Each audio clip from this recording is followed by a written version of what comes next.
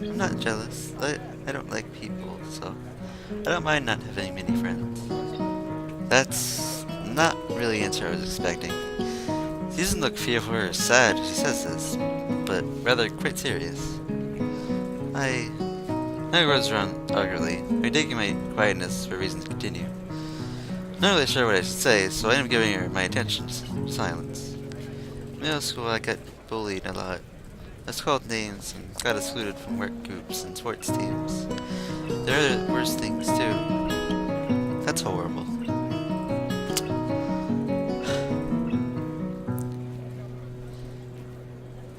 That's I don't know what to say. Where were the teachers, man? Gotta do stuff about this. Can't.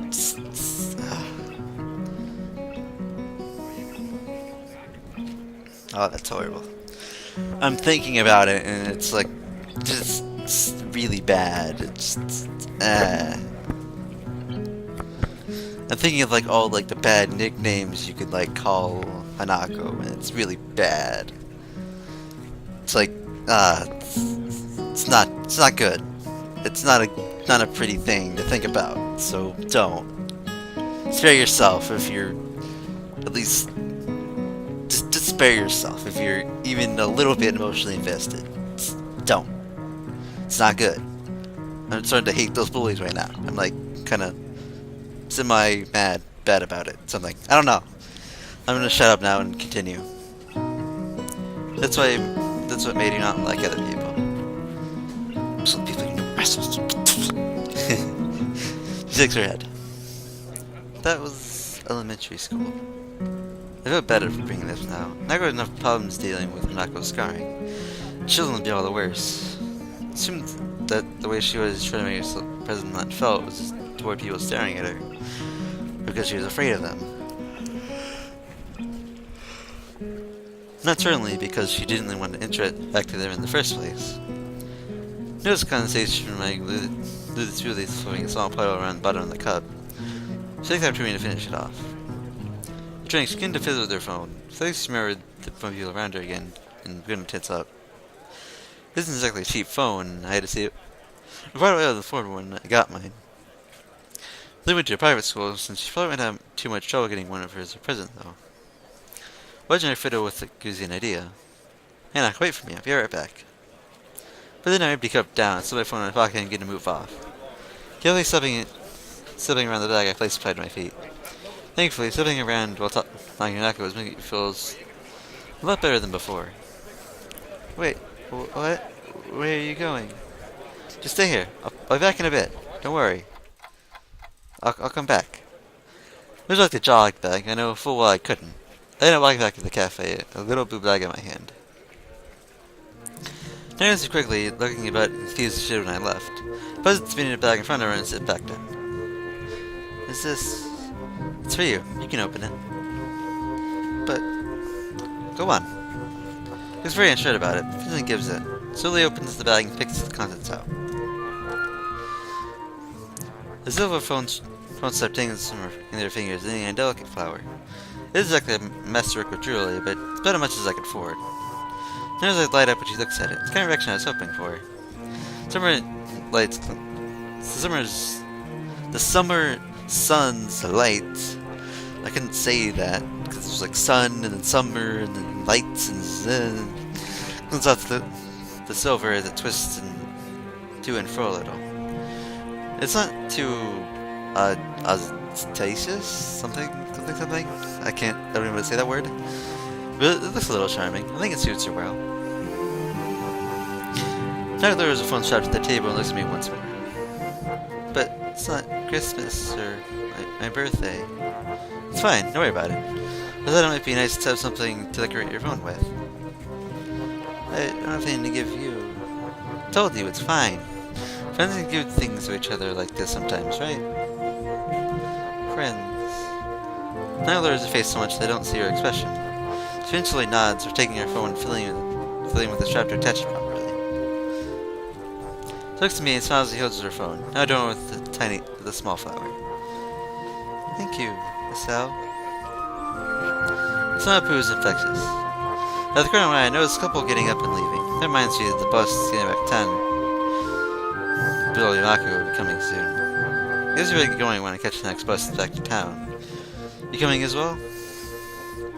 Ah, yes.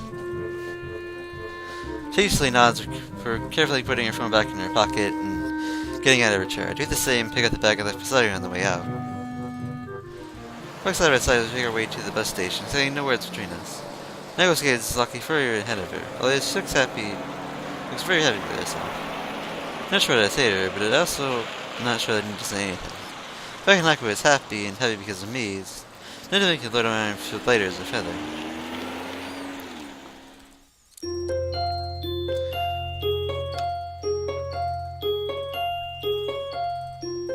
You know, come to think of it, what did Hisao have with him? He had a bag, but he didn't actually say what it was. Finally, just casting out the usual break from the door, as the usual walk from the dormitories, I step inside. Presently, turn the third seat from the left in the back row, Hanako's seat. It's empty, and after glancing around the classroom, generally looks like she isn't here yet. Two girls from the newspaper club are in the seats to the left of Hanako's, and as are Suna misses. But that's about it. We say more in greeting before I take my seat. I admit this is a bit of a relief. These gives me a few more words to think. Not that I haven't been doing so previously. Ever since our trip to town, Hanako's been on my mind. I still don't know where to make my relationship with Hanako. I like her, and I can admit that much to myself. When I protect her and shield her from the pain she feels, I really don't think my feelings are just those of friendship anymore. But that said, I feel like I don't even know her. If I made her over to her, how would she take it? Is she one to state that allows her to make a real decision in a relationship? Or just cope with anything that might happen afterwards? That was a move that I'm completely misinterpreting Hanako. The difficult thing to do is when social skills seem to be so underdeveloped. Then a flight that's coming up towards the door makes you perk up. It ends up being just Miki. Billy nods when it distance when I make contact with her. I have to look away, but another person comes in not too long after takes her seat. There's a freeze here in her Hanako. I know this isn't an irrational reaction, but I have no idea how I should act or what I should say to her.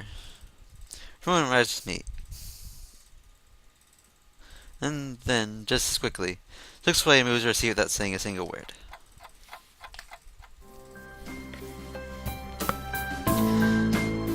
As is now usual for the period following classes, my face is very deep in a book that I find thoroughly interesting. Studying not something that comes natural to me, and I didn't study a lot before coming to Hanako. Until now, I've largely managed to coast on a ton alone. Unfortunately, I can't do that anymore. Judging by the faces of those few students in the library, I don't think I'm alone in my taste for this. Or misery loves company, I suppose. Besides, it's been lunch at Hanako's. We haven't had lunch together for a while now. It is also the time studying, though. Aside from the typically small snippets of small talk, there's barely a word said between us. Why does she keep doing this to me? I just want to protect her, to be there for her, but every time I feel her going closer, I just turn her farther away. Are you busy? Hanako? My head whisked around in surprise, causing her to retreat in fright. That was bad timing. I didn't think of her at the very moment. If I wouldn't have been nearly so startled. Sorry, you just startled me. I was like, just trying to study here, and you just came up and was like, hey. And I was like, whoa, I'm not ready for this. I was studying here longer than I should, so I go back to the text lying on the table in front of me. Today I'm more just staring at the words rather than actually reading. The other thing Hanako noticed as well, so I sighed and closed the book.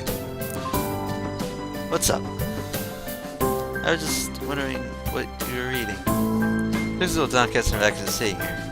You were in the process of getting more work done, and I get up and turn the book to its place on a nearby shelf. Just an English textbook. Has it helped? I realize I don't like English, yeah.